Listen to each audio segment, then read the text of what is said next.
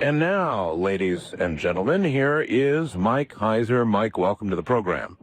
Art, thank you for having me on. What a thrill. Well, it's a thrill to have you. I'm sorry I missed you the first time around, but the devil flu got me. I came back from a Super Bowl game that, by the way, could have been better. And after taking a flu shot, why, along came the flu. And so you spent some time with Ian Punnett, and the show got rave reviews. Well, it was a lot of fun. What area did the two of you concentrate for the most part on? Well, we pretty much discussed the book, The Façade. Right. We kind of danced around and touched on some of the things that are featured in the book. It's one of those things where it's sort of a true Art Bell novel. And by the way, I kind of purposed in my own heart that if I ever got on the Art Bell show with Art Bell, I would just tell you that I just think your show is just wonderful. You don't know how many literally hundreds of hours of grad school you got me through. Thanks. Thanks. And really, it really influenced my thinking in a lot of ways. So I just wanted you to know that. Thank you. Why the name The Façade? Well, the facade, of course, speaks of cover, artificiality, deception, and the initial thesis of the book, the initial question that the book seeks to answer is, what would the impact be if there was a genuine unveiling of intelligent extraterrestrial life? What would the impact be on, specifically, mainstream Western religious communities like Christianity and Judaism? Yes. And what do you conclude? Well, the character in the story is basically confronted with this. He has a religious studies background. Is, at the top, a singular God. In Israelite religion. That always was. Yeah. And that's an interesting concept all by itself. Always was. Right. Now, think of it in these terms. Now, we've all heard stories, especially when you get into the Christian era, where Christians, of course, and Jews today both profess to be monotheists. Okay?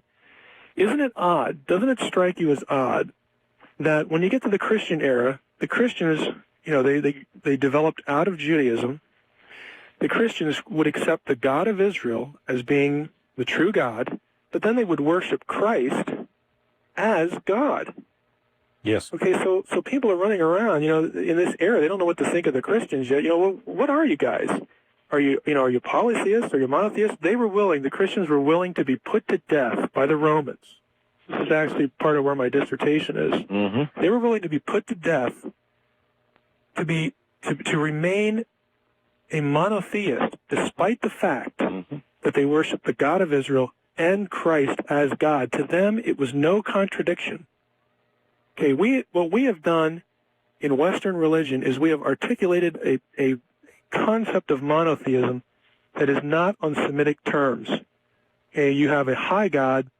Of course, out of this comes binitarianism. You have, two beings at the same level, and that is in the Old Testament. It's very easy to show. I actually did this one time without knowing that I was teaching a group of Jewish people. We went through some angelic passages in the Old Testament and showing them binitarianism in the Old Testament. It kind of freaked them out. Took me by surprise, too, when I found out who they were.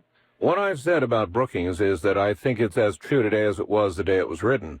Now, I'd have to agree, unfortunately. Yeah, so apparently you do agree while you're cringing a little bit, but you're suggesting to yourself that it ought not be so.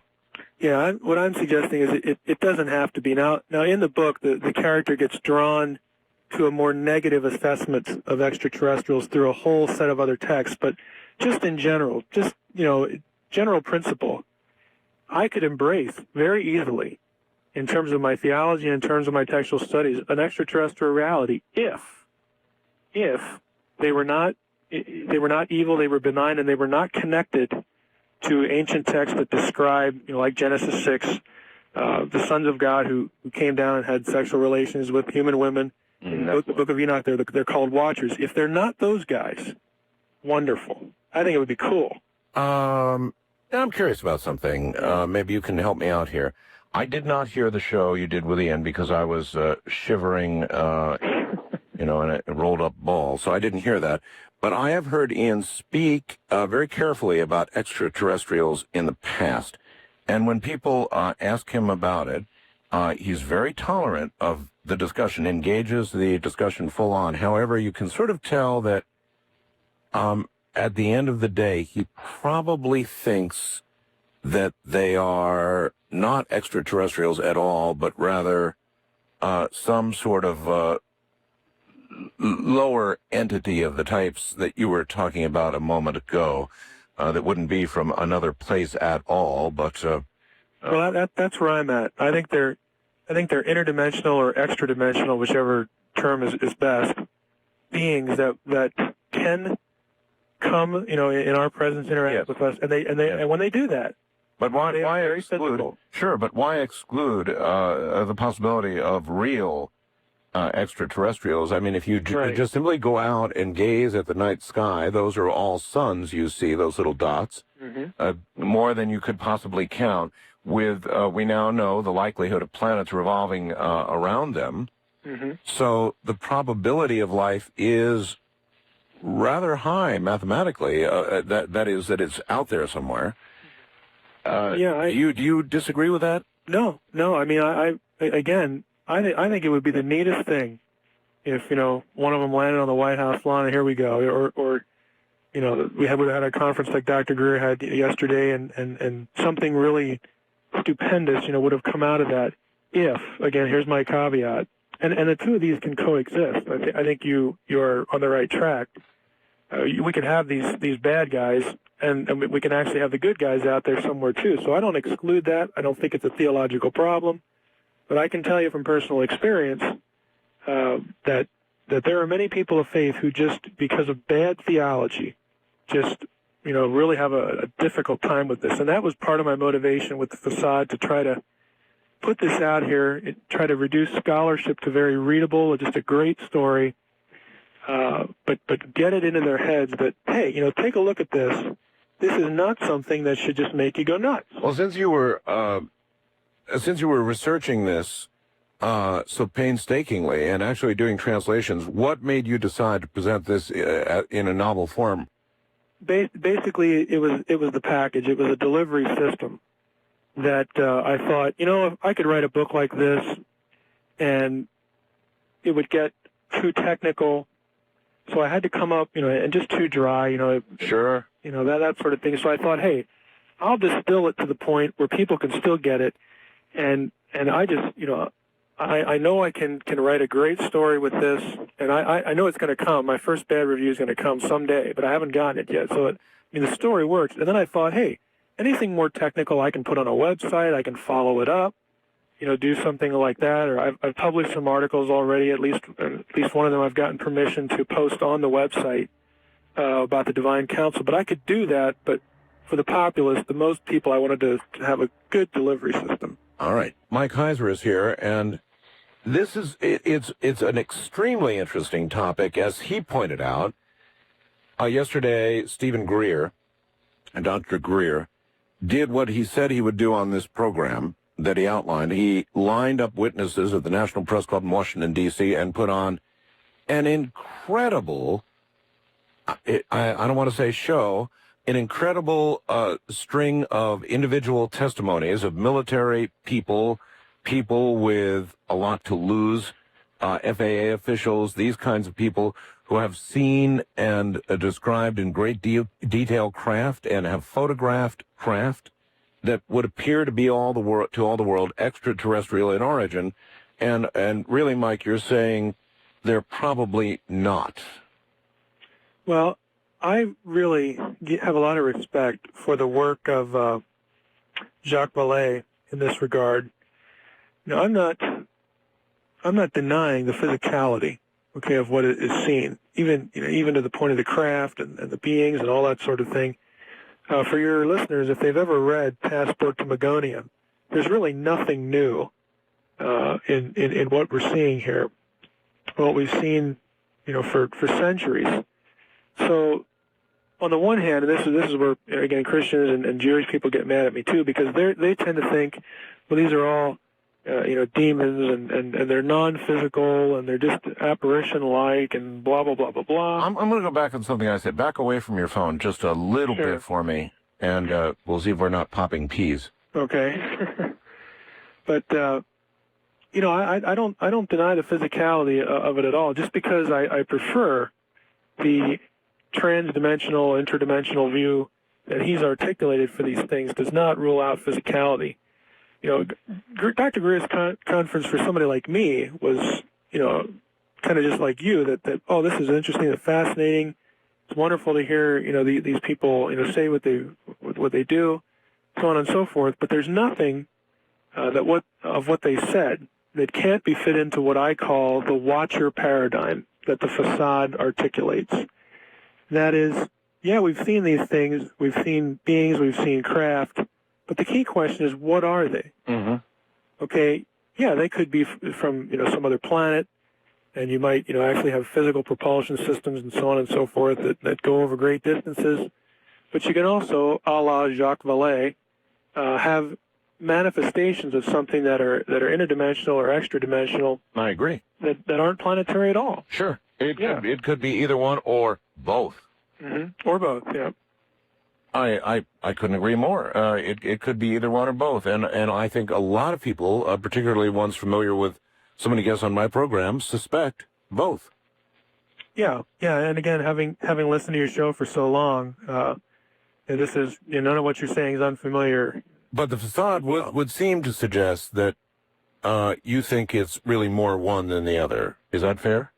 Yeah, I definitely prefer the Again, the issue isn't how they get here so much in the Façade, although that's part of it, because I think if you go back and look at the ancient texts, you don't get what Sitchin and others have articulated these, Well, Sitchin talks about the Anunnaki. That right, there's a planet that comes by every now and then that it had the Anunnaki on it, that we were all created to go mine gold. Sure. That accounts for our lust for gold these days. We do. And there are some huge logic problems with that. You're telling me that deep space travel is accomplished by combustion rockets? I mean, people of the fiery rockets, that's how he translates Nephilim, the word, which is... Boy, I don't want to be harsh, but it... No, be harsh if you wish. Zechariah will be harsh, too, so don't worry about it. That's a ridiculous translation. Again, if you want to, I can go through some specific examples. I don't want people to say, he's just saying that. Oh, no, go ahead. I can show you specifically. Do it. Okay? If your listeners do go to the website, let's just take... No, as we do this, please, Mike, remember that only a percentage, maybe a lesser percentage of listeners have the ability to go to a website right now. So bear everybody in mind when you do this. Okay. Well, let's back up just a little bit, and I'll give you we'll go through two examples of errors that Sitchin makes. Sitchin is kind of a conundrum to me because as I read his material, it's evident that he knows something about the languages. I haven't really figured out what that is yet because he makes errors that a first-year student would make that are just, wow. I mean, I can't believe that he actually says this. The first example I'll give you is about this Genesis 1, 26 and 27, the plural, Elohim. Right. Okay, on the website, if you scroll down and you come to everything's laid out there nicely. If you go to the PDF file that has Elohim in it, what I have on that site is verses from the Hebrew Bible, and I also have this stuff in Akkadian and Sumerian, where Elohim is used as a singular. It points to one individual. Mm-hmm. Genesis 1:1 is probably the easiest example. In the beginning, God created the heavens and the earth. Okay, we know it's singular because the verb is singular. You have a subject and a verb. This is just basic grammar. Sure. Okay? It's singular there. There are other verses that I have up here where it's obviously plural. We just went through Psalm 82:1, which is the best case because the word shows up twice in there. And, it's singular and plural there. That's the best place to go to tell. On the Akkadian side, and I'm just wondering as I'm going through these verses, why does Sitchin say it has to be plural? Why is it? I mean, isn't he aware of the grammar here? Apparently not. In the Genesis 1 passage, you go back there, and there are. Let me just list them for you. Let's see. Back here to Genesis 1. Okay, God said, let us make man in our image. Okay, God is the subject. Said is the verb singular. Mm-hmm. So God created man in his own image. God, subject, Elohim, verb is singular grammatically. Right. I even have gone so far on the website, I scanned a photocopy of a parsing guide for Hebrew to show people, and I marked it up. The image is available on the website, that I'm not making it up. Okay, it is grammar. It is there. Grammar is important. There are 4 or 5 singulars there. Let's go over to the Akkadian stuff. Again, your listeners can flip over there sometime. But what I look for here is, okay, does Akkadian and Sumerian, their word for gods, plural, is that ever used as a singular? And guess what? It is. It is. It is, lots of times. The best example are the Amarna letters. Some of your listeners have probably heard of the Tel El Amarna letters with Akhenaten. They're the pharaoh that's usually associated with that city. I'll give you one example. In the Amarna letters, which is Akkadian cuneiform, there are over 100 instances, just in those letters, where the plural for gods in Akkadian, Ilanu, is used to refer to one person, in this case, the pharaoh. These are correspondence letters from Pharaoh to his, sub-governors in Palestine and back and forth and so on and so forth. But I have it right here on the website. My king, my lord, my sun guide, my Ilania, my Ilania. It's the verb Ilan, or not a verb, the noun Ilanu, plural, used as a singular to point to one being. Now, again, my question is, why is Sitchin unaware of this data? I mean, I didn't have to hunt long for this stuff. And I have several examples up there. Let's go to Nephilim. And this is the one that just really cranks me up. I just can't believe what he does with this. Nephilim is spelled in Hebrew N-T-I-L-I-M. Okay, the I is the Y that originally had all consonants.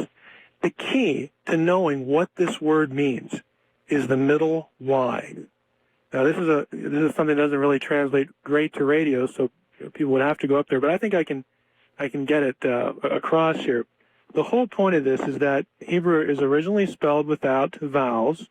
They use certain consonants to denote vowel sounds, to preserve the correct pronunciations. And Nephilim is spelled at times it's not, because that's what we call in grammar defective spelling. But the middle Y is important. If you translate it as Sitchin does, here's the point. He has it translated as those who came down from above, or those who were cast down, or the worst one is people of the fiery rockets. If you do those translations, those who came down, that denotes coming, directional, coming from some other place. The word that he says undergirds Nephilim, the verb nafal, never has a meaning of going in some direction.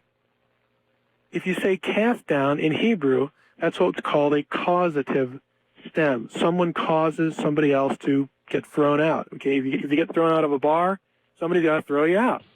Okay, so that would mean the word would have to be spelled with an M or an H on the front, and obviously it does. It's not. It starts with an N. Mark in Columbus, Mississippi says you're making a huge leap of faith that the ancient texts are literal. Would not ancient man have a spiritual explanation for the technology of visiting ETs? How would you get, if ancient man recorded that explanation in text, how would you understand it unless you read them literally? Mm-hmm. That doesn't make a whole lot of sense. Well, I don't know what the point there is. Well, in other words, are you absolutely certain? Can you be absolutely certain that it all is literal? That all of it has been specifically recorded, perfectly recorded, or are there some plurals that are singular and some singular that ended up plural in the original recording? Okay, well, I'm operating with the same database that Sitchin is, yeah, or at least he should be. Yeah. And so we're operating from the same database. You'll look at the words, you'll look how they're spelled, you'll look at the grammar. And if you're going to go with any of Sitchin's meanings, you cannot spell the word the way it shows up in the text. You'd have to have no phalim or nephulim. in Hebrew grammar. There's no way that you can get any of his meanings and spell the word the way it is. What it really points to, there's actually two possibilities that the word actually comes from. In the 12th planet, in the very introduction, he has this little anecdote about how his teacher said this means giants, and he said, well, how can it mean giants? It means those who came down from above, which it doesn't. That's a whole other different verb. And again, if you took those three consonants, that root verb, and changed it to say what Sitchin wants to say it, you couldn't spell it the way it shows up. All right. Well, listen, he just makes up the. I'm going to appear to be giving you trouble, but just take it as a challenge. Rockets entering Earth's atmosphere would appear to be fiery rockets. Have you ever seen the shuttle re-enter? That would appear to those observing on the ground to be. It would appear to be a fiery rocket, but in fact, no rockets are firing. Right. Well, had you thought of that? Oh, sure. But he doesn't use Nephal. He doesn't use Nephilim to illustrate the visible manifestation of fire. He gets the fiery rockets from some other place. What Sitchin does is he, in the 12th planet, he takes the Hebrew word Shem, which he says means something constructed, solid construction that's upright. He calls it a rocket, okay? And he gets that supposedly from the Akkadian Shamu. You notice the SH and the M, the same consonants in the language there. And then he says, well, that comes from the Sumerian Shumu, like a mu. That which is a mu is the way Sitchin translates it, the 12th planet. Now, the mu, for those who have read Sitchin, the mu is supposedly this vehicle that the gods fly around in. So he says, aha, Shu mu, that which is a mu. That means Shamu in Akkadian. That means Shem in Hebrew. And here we have the Tower of Babel incident. They're building a rocket. Well, guess what? If you actually go back to Sumerian, Shu mu, that which is a mu, the phrase that which is in grammar is called a relative pronoun. We have words like which and who and that. Anybody who's had to suffer through college English knows this. Relative pronoun, well, guess what? Sumerian is one of the few languages that doesn't have relative pronouns. He makes up the word. Why would we not imagine the plural, Mike, to mean the Trinity, Father, Son, Holy Spirit? Here's why that doesn't work. Again, this makes me real popular with Christians. I'm kind of viewed as the equal opportunity irritant. That's all right. Which is okay. I don't want to be an equal opportunity offender. Irritant's okay, but I don't want to go too far on either side here. But the reason it doesn't work is you have passages. One of them would be Exodus 15:11, for example, where the text of the Hebrew Bible says, "Who is like you, Yahweh, among the gods, among the Elohim, the Elim?" They're actually at the different plural. Who is like you among the gods? Now, if we say that gods, plural there, means Trinity, what you have then is actually a destruction of the whole doctrine of the Trinity, because the Trinity is supposedly, again, three who's in a what? Three beings that share equally, absolutely equally, the same essence. Now, if you're comparing the Father and saying essentially that, hey, there's nobody like the Father, even these two other guys, Son and the Spirit, they're a little bit less. They're a little bit inferior to the Father. Who is like the Father? Who is like you, Yahweh, among the Trinity? What you've just done is destroyed the doctrine of the Trinity. Now, Christians usually don't realize that. They don't think that far into it. But if you say that the plural there is Trinitarian, you have just committed the error, or not necessarily the error of Arianism at the Council of Nicaea, but you have just undermined the whole doctrine of the Trinity, which is fundamental to Christianity. So it just doesn't work because of the comparative language. If you compare something, one has to be better than the other. Okay, and so there's a big guy, is what you're getting down to, really. And that's what this whole argument is about, right? Right. What Sitchin does, to simplify, what he does is I guess I'll just do the Art Bell thing and just say it. There are times he just makes it up. Okay, he makes up words that don't exist. His translations are just sometimes wacky. I mean, he never gives you references. it's just an amazing feat to read such and find what he's quoting. I mean, it's I've been pulling my hair out this week trying to find the passages because his translations are so idiosyncratic. I can't find them. It's just, again, I know he knows something about the languages, and I know he's poured his life, into his books, and he does wonderful comparative work, tracing these themes of divine beings cohabiting with women, all through different cultures. I mean, that is great stuff, and it just takes dedication. I know, but it rolls it all off the side of a hill if he's making it up as he goes. Well, he does that on occasion. I mean, I don't know any other way to say it. If you're, like I said, if you're going to translate Nephilim as he does, you got to change the word. Once again, here is Mike Heiser, author of two very controversial books, very controversial. One called The Façade, and now The Bible Code Myth. The only way you could have done better with that is to have said the exploded Bible myth. Let's go to the phones and see what awaits. First-time caller line, you're on the air with Mike Heiser. Good morning. Yes, hello? Yes, hello. Yes, sir. This is Mike in Crowley. Crowley what? Crowley, Louisiana, pardon me. Oh, okay, thank you. It's the rice capital of America. It's a little hick town, but it produces all the rice for fourth of the world. Okay. Very good. Okay, Mike, I read the Bible Code, Michael Drosnin's book. Right.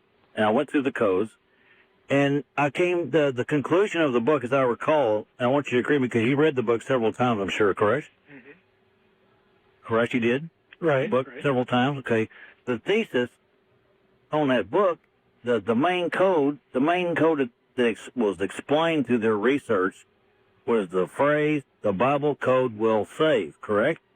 Yeah, they mentioned that. It'll save humanity from destruction. Mm-hmm. Right? Right. Okay. And so fear, and can you interpret what that would mean to me? I mean, I can tell you what I believe in my heart, what that meant to me, is the Bible Code will save, because, I mean, if you just give me a moment to explain. Go ahead. Okay. Other than the fact that it's self-evident, you mean? Well, if it says the Bible Code will save, and it came out of the book of Daniel, and it is there for us to read, that means it's going to save us from fearing anything but God. See, if we have to fear man and atrocity and Satan and all this stuff, we're falling into a big pilge pot here, and that's what that amounts to.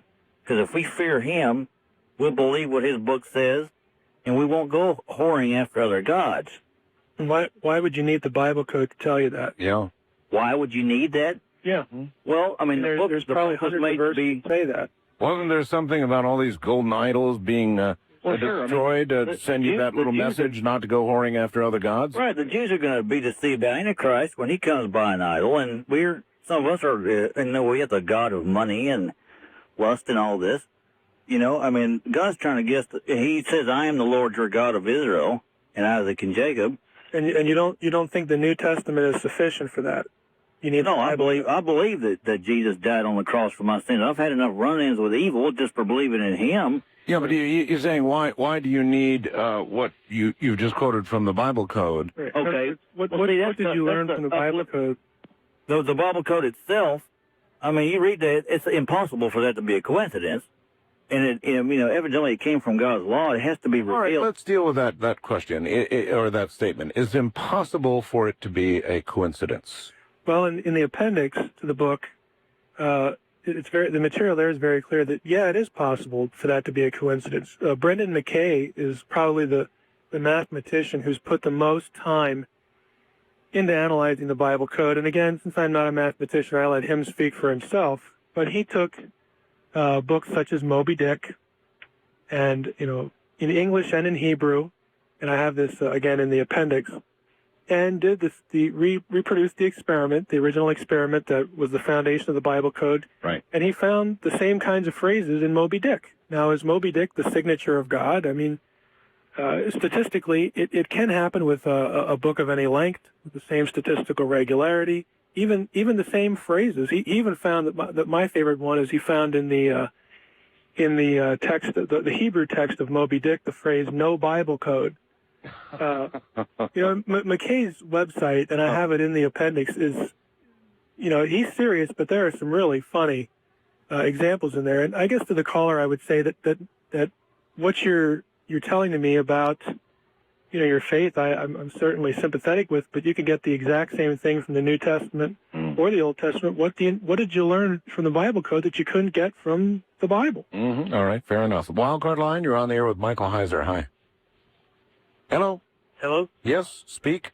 Yes, sir. I just got a question. I wonder where did your thoughts and patterns and how you base this book? Where did that originate from? Which book are you referring to? The Bible Code. Bible Code Myth? Yes. Do you mean how did I come up with the idea for it? Yeah. Well, basically, it was having to spend hundreds of hours doing textual criticism in graduate school. I mean, when I came across the Bible Code book, the initial book, and read the thesis of what was going on, I mean, I've done textual criticism.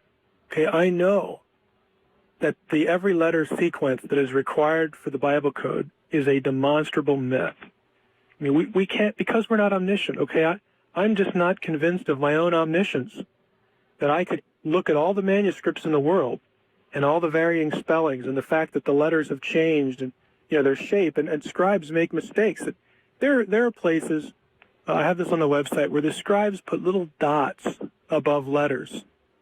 And the dots were to signify the fact, and the rabbis talk about this, that these letters should be erased.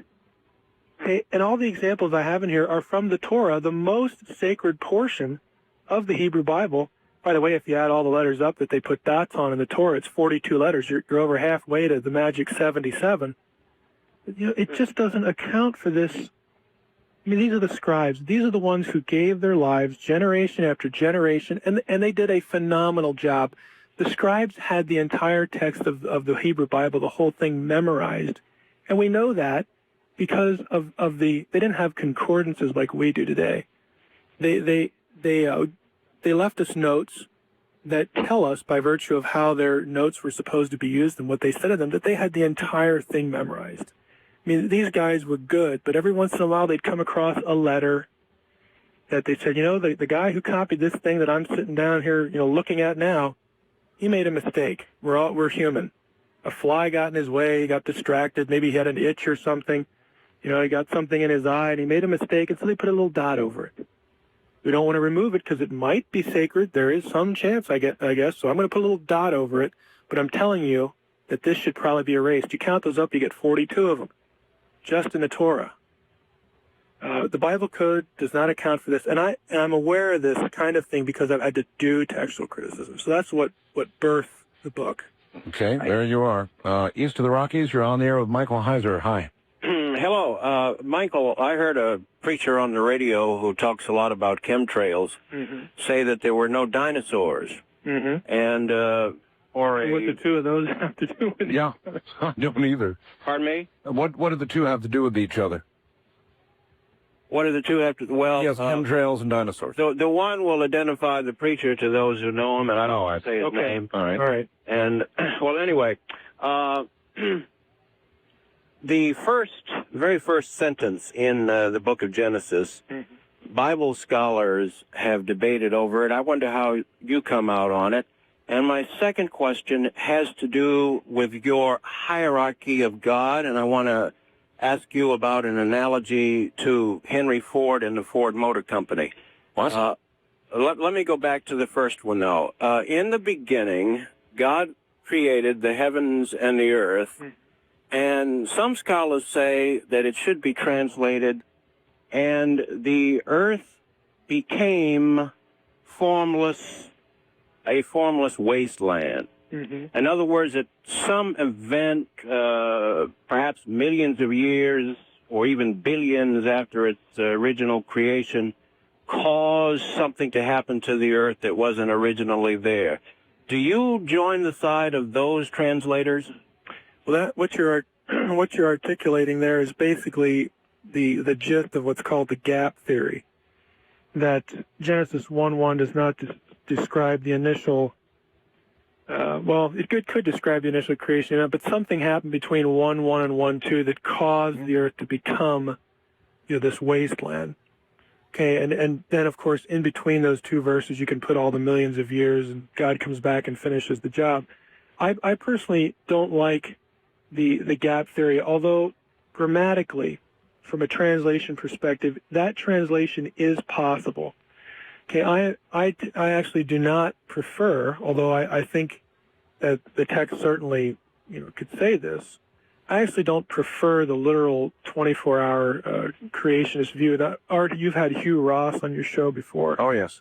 And I'm actually closer to him. I think that Genesis 1:1 doesn't actually articulate the initial creative event. I do think that God did create all matter, but I think you have to go elsewhere in the Bible for that. And the reason I say that is because the first word in the Hebrew Bible, Bereshit, okay, the Beh sound lacks in grammar what we call the article, the word the. So what you should try to do is translate the verse without using the word the. And what you get is in beginning or to begin with or something like that. So it's not, if it was in the beginning, the word would actually be ba reshit. So the way that it's actually pointed, the vowels that were put in, I think suggests, or I think to be fair, I should say could suggest, that what you have going on in Genesis 1:1 is a second series of creative activity on God's part, and the initial creation happened elsewhere. Now, that's different than the gap theory, but as far as the millions and millions of years thing, it sort of would accomplish the same thing. And I think that view is viable. I think the traditional 24-hour day view is viable from the text, that the text allows either option. All right. West of the Rockies, you're on the air with Mike Heiser. Hi. Art, I'm really glad that you didn't flip this off on Ian. I like the way you're handling this, too. I have a couple of questions, three of them. Wait a minute. I did not slough anything off. I was dying. I had a near-death experience with it. I want to keep that straight. All right, go ahead. First of all, I really recognize just by the way he's talking that Mike Heiser is a scholar in Hebrew. I just started learning Hebrew myself, and but the first question is, why do you think that the Trinity is a foundational belief for Christianity? Okay, you're going to go one at a time? Oh yeah, I'll give them to you all at once, I guess. Well, it's up to you. Well, the other one of the other ones is Hebrew. I'm just at a very beginning level, but Hebrew from the rabbi I'm learning from says that Hebrew has at least 4 different interpretations and as many as 10. And do you agree with that? And well, I don't know what he's talking about in terms of interpretations. I mean, you're looking at you're looking at letters and words and sentences. Yeah, there's 4 different levels of what it can say, and as many as 10 different levels of what it. I got you. So you're talking about methods of interpretation. And the last question is the big question. I want to know if any of your books have any more that talks about the grays and the 666 connection and that sort of thing. All right. Okay, well, let's take the last one first because that's the quickest. The only thing you're going to get there is the little bit that's alluded to in the Façade. There's a little bit more on the website. You'd have to go up to the website, façadenovel.com, and then hit position papers and then look for the mention of the possible Antichrist thing and Irenaeus. So that's really what you're going to get there. Back to the second one, the interpretations. It isn't just Jewish interpreters, but throughout history, people have, I guess, tried. It would be a good way to put it. They've tried different methods of interpretation. There's no requirement that you go beyond what we would call a face value or an authorial intention or literal. I mean, to someone who's in hermeneutics, they know I'm using these imprecisely, and that's okay. But the short answer is yeah. I mean, you can have different approaches to the text. The only thing I don't like about approaches that are not linked to grammar and linked to the language itself is that there's an inherent subjectivity to them. In other words, let's just say the allegorical method of interpretation. Okay, we know what the text would mean if we just take the words at face value. But now let's look for some deeper hidden symbolic meaning or allegorical meaning. I'm not denying that there could be some of that.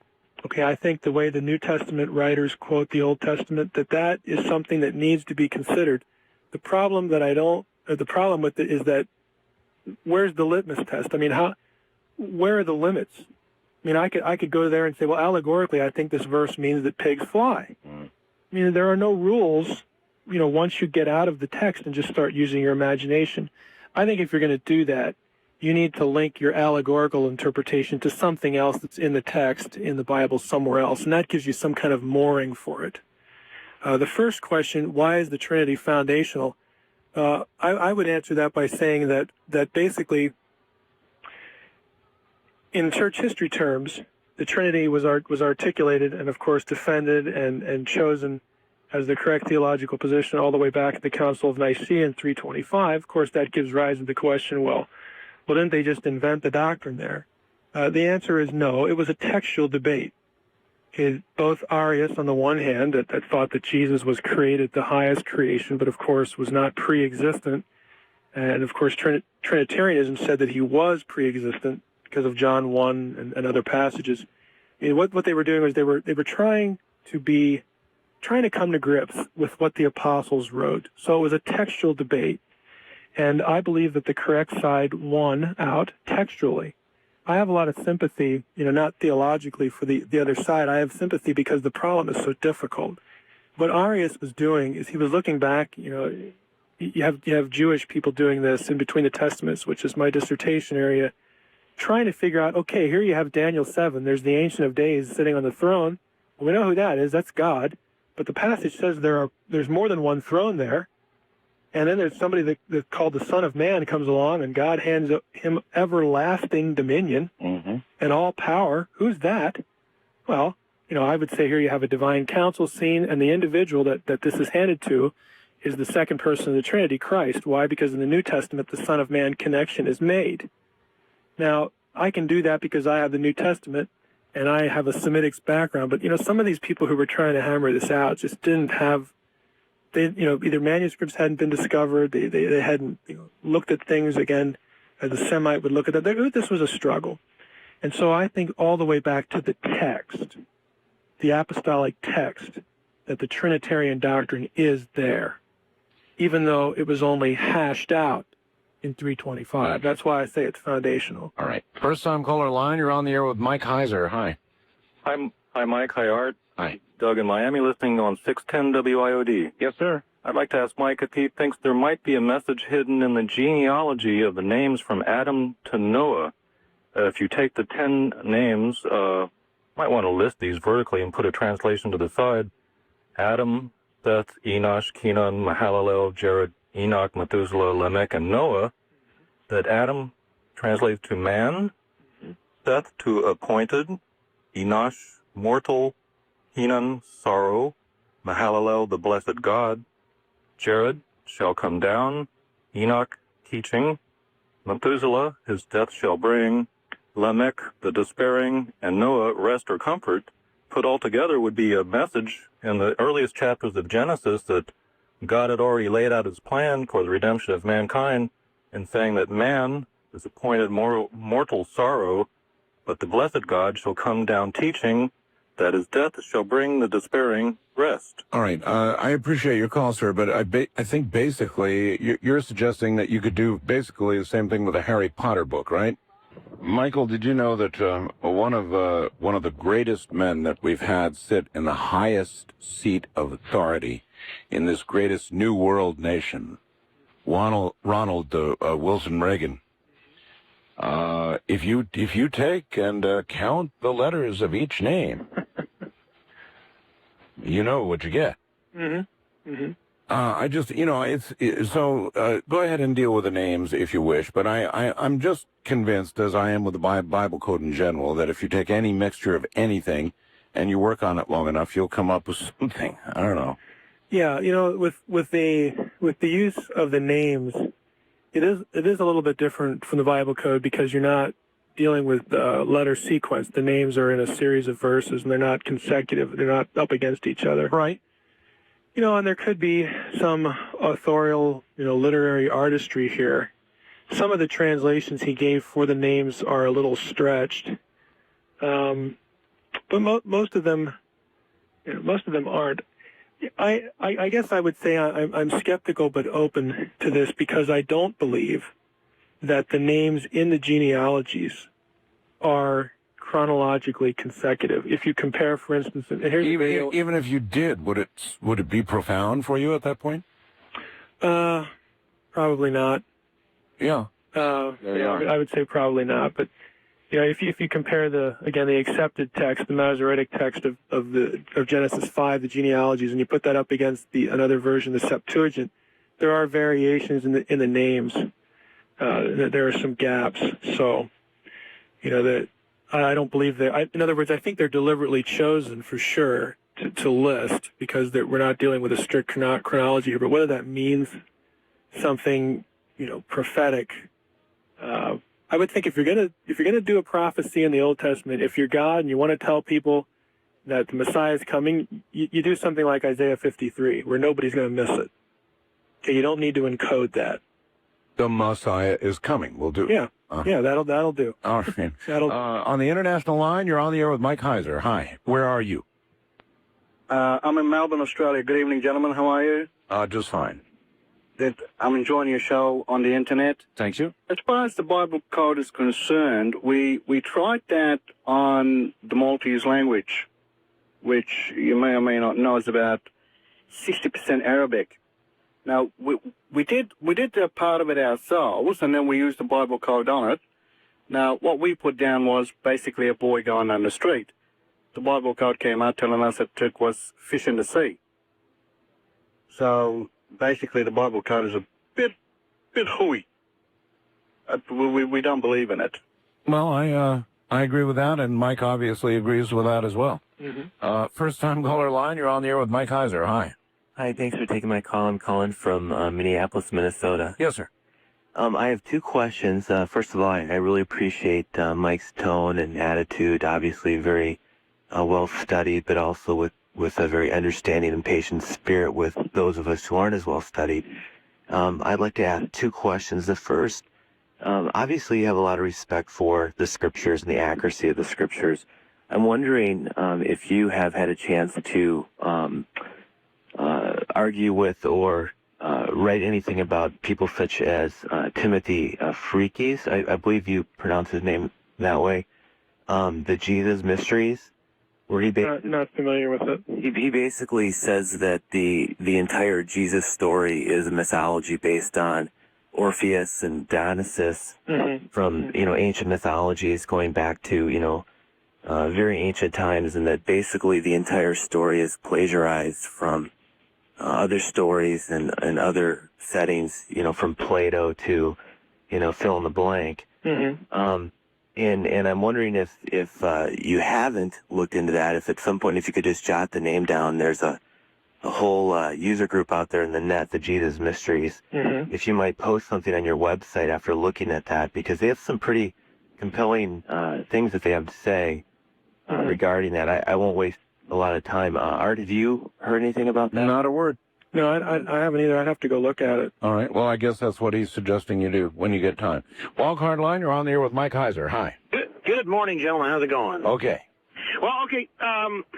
I wanted to thank your guest, first of all, because he's the first one I've ever heard on the radio or such discussing that there are multiple texts out there and that there are differences between them. Usually when you get a scholar, like with the Bible codes and such, they lock onto one version of the text, and that's all there ever has been, all there ever will be. Right. Now, one thing that he has not done, though, and I've never, again, heard anyone discuss this, is what about the use of colloquialisms in the Bible and in other things? I mean, we have these phrases that are just, it's a coined expression that we just use in a generic fashion, and today it makes sense, where it won't make sense 100 or 1,000 years from now. Like, we called on the television show MASH. Frank Burns was called Ferret Face. That doesn't mean he was a 6-foot-tall walking ferret. That just means that he had a very strange-looking face. It's a good point. And it goes back to where he said, the watcher was fearsome like a serpent. That doesn't necessarily mean he looks like he's a 6 foot tall walking snake, but maybe he just has the serpentine pointy beak face. All right. Yes, a very good point, actually. But the text there in 4Q Amorim actually says his appearance, was like a serpent. So, to me that suggests the visible appearance. Suggest. Art, I'm very curious where you would disagree with me on the facade.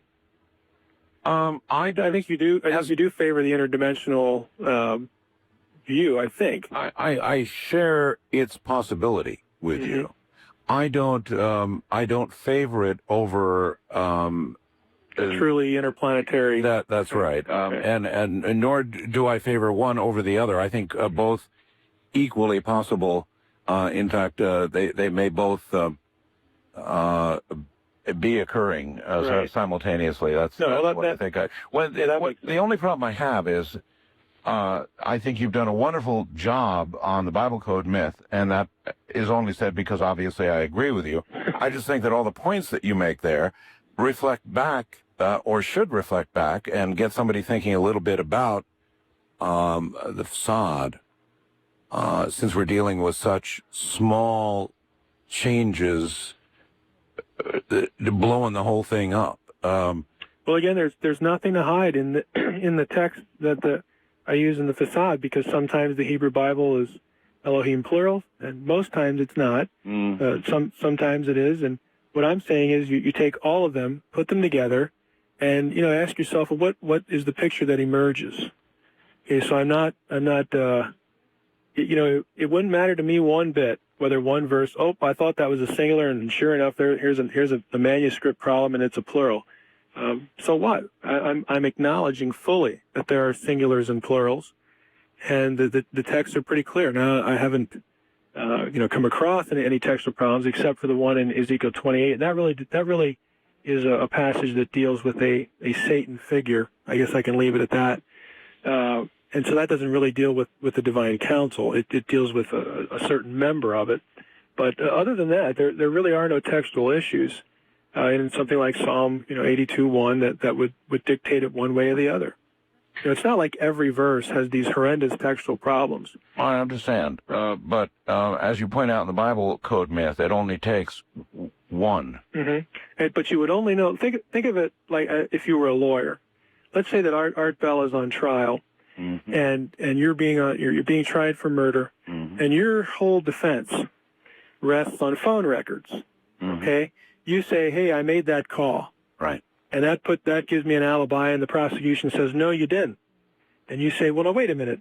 I know I made that call, and somebody deleted, this reference to this call, or somebody changed a few numbers, and it looks like I was calling from somewhere else. Now, how would you be able to back up your claim? You would have to come across an earlier copy of that phone record, Mike, that preserved the reading that you want your lawyer to enforce. Mike. And it's the same thing with the text. Mike, I have been fighting with my phone company for the last 4 months. And the reason I've been fighting with them is because they've been putting other people's calls on my bill. Oh, that's great. From telephone numbers that I had years ago, Mike. Yeah, well, we won't hire them as scribes. So let's hope they're not scribing anything. East of the Rockies, you're on the air with Mike Heiser. Hi. Hi, this is Raymond from Texas. Yes, Raymond. I wanted to ask you, Mike, who has the most authority in the Trinity, according to all the scribes and stuff that you've read? And I would have to say that the text would make it clear that the Father has ultimate authority. I think Jesus, in the New Testament while he was on earth, defers the authority of the Father, and we know from the writings of Paul that when it's all said and done, that Christ will turn around and glorify the Father. These functional terms in regard to the Trinity, are what really gave rise to the debates about the Trinity in the first place. And the way theologians have handled that is that they'll look at the text and say, well, here you have Jesus saying I and the Father are one, And you have John 1:1 that says, Christ pre-existed before there was anything, and only those things are said about God the Father. So, we have that on one hand. Then on the other hand, we have, language like, Father, Son, Jesus praying and saying, God sent me here, and I have to do the will of the Father, and so on and so forth. And so what theologians have done is they've looked at that, and the way the Trinity gets articulated theologically is that there is what we call an ontological Trinity. That is, there's a oneness in essence between all the persons that is absolutely equal. But, and Jonathan Edwards, I think, came up with this term, there's also an economic Trinity or a functional Trinity, that each person in the Trinity has certain tasks and certain jobs to do. And so it doesn't take away from the essence of who they are. That their tasks don't take away from the essence, but nevertheless, they do have particular tasks and particular ministries. West of the Rockies, you're on the air with Mike Heiser. Hi. Yes, hello. Hi. Getting back to Elohim, when God inspired the Bible, he meant for it to be understood by the common man just by reading it over and over. Hebrew is a perfectly clear language. When every noun forms its plural by adding I am, that would go for Elohim as well. And then the interesting thing is that Moses chose, as you pointed out, that Elohim is followed by a singular predicate.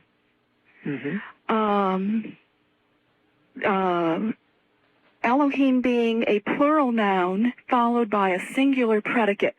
I don't think that was an accident, which makes Elohim one God, three persons in one God. Right. And then Jesus said, you've seen me, you've seen the Father. That makes the Trinity three persons, three personalities, but one God who always move in unison. So we do have one God. They are one Godhead. And so far, I haven't heard anything I disagree with. Right, but you thought that Elohim was singular, and I wanted to bring this all out. By the way, do you know what? I really think you're brilliant. When there not too many you're too easily impressed. Not too many people have figured out that Daniel is the key to understanding Revelation. You got it when you said, the man with the white hair, that's God the Father. Jesus is in the sanctuary as well. He's sitting on a judgment throne. I thought that was brilliant. Not too many people have figured that one out. The key to what you said is the predication. Elohim with the singular verb, grammatically, it's singular. Let's just take God the Father or the God of Israel out of the picture. In 1 Kings 33, let me give you another example. There's a list of foreign pagan gods, and it says, Kamosh, the Elohim of the Moabites. Okay? There's only one name listed there. Elohim clearly is singular. So that's a contextual clue. You were bringing up the predicate Except clue. that the Moabites were pagan. They had multiple gods. Right, and this is discussing one of their gods in particular. And but Elohim is singular. So really, no matter how many gods the pagans have, there's still only one God. Right. True God. Right. And all, yes, big correct. G God and little G God belongs to the Moabites. Capital G is the real God of the Bible that we're talking about as somebody who sits above everybody. Right. We didn't get to this, but in the Façade, this is articulated that what happened in Deuteronomy 32, verses 8 and 9, and there's a textual issue there. That would be a good one, in light of Art's prior question. If you go with the Septuagint there, it says that God, when God separated the peoples of the earth, which was the Tower of Babel incident in Genesis 10 and 11, he arranged the nations according to the number of, and the accepted text says the number of the sons of Israel. Well, Israel didn't even exist yet until you get past chapter 12 and on the other chapters of Genesis. Well, wait a minute. Moses was the son of Israel, and Moses wrote the Pentateuch, most people believe. So Moses is saying that, he knows already that the sons of Israel are the Israelites. Right, looking back on it, but if you take the event for when it's happening in biblical history, I think the Septuagint, the Dead Sea Scrolls are better there. It actually says that God numbered the nations according to the number of the sons of God. If you count the nations, curiously enough, in Genesis 10 and 11, there are 70, and the number of the sons of God not in Israelite religion, there's not a specific number given, but they're next door neighbors. The people at Ugarit, they believe that there were 70 sons of God. What I think is going on here is I think that when the nations get divided up, we have what I call the Romans 1 event of the Old Testament. For those who are familiar with the New Testament, you would know what I'm talking about here. But God more or less says, hey, if you want to follow these other flunkies, these other inferior small gods, fine. I'll divide you up into the nations. Each nation gets its own, small god and whatever henchmen they want to take with them. And now I'm going to start from scratch, altogether new, which is why in the very next chapter in Genesis, God does what? He calls Abraham and says, I'm going to make of this guy my own people. So I agree with you. The only thing I brought up about the Moabites there was they used the word Elohim, to name one of the gods of the Moabites in that list. So it's another example of context and not the predicate in this case, but you have to look at it. You have to look at the word as a noun, and is there a singular verb? Is there a plural verb? Is there something else in the context that helps us know whether we're talking about the God of Israel or a singular God just in conversation, or are we talking about plurals here? Many. Uh-huh. All right. You have to look at context. All right, caller. Thank you, and take care. It sounds like I ought not only have you on with Mr. Sitchin, but I probably ought to have you on with a Bible code. Who would you like to be on with the Bible code? I don't know. It doesn't matter. I don't really have a preference one way or the other. I guess Drosnin is he's just the writer, so I think that wouldn't be a very good conversation. He actually doesn't know much about the text. I mean, he put the things together with the experiment to produce the book. So I don't know. Boy, I'll tell you what. You work on I have to think about it. You work on a name, and we'll get you into debates with both of these people. How would that be? Sure, that'd be fine. All right, good. Done deal. Mike, thank you for being here. 2 books, both of them available nationwide through my website, through your website, The Façade, and the new one, The Bible Code Myth. I'm sure it has been a pleasure having you here, and we will do this again. And when we do, it's going to be a wild one indeed, because I'm going to get Zachariah here. Thank you. Get me another name, all right? All right. Have a good night. Yeah, you too. Good night.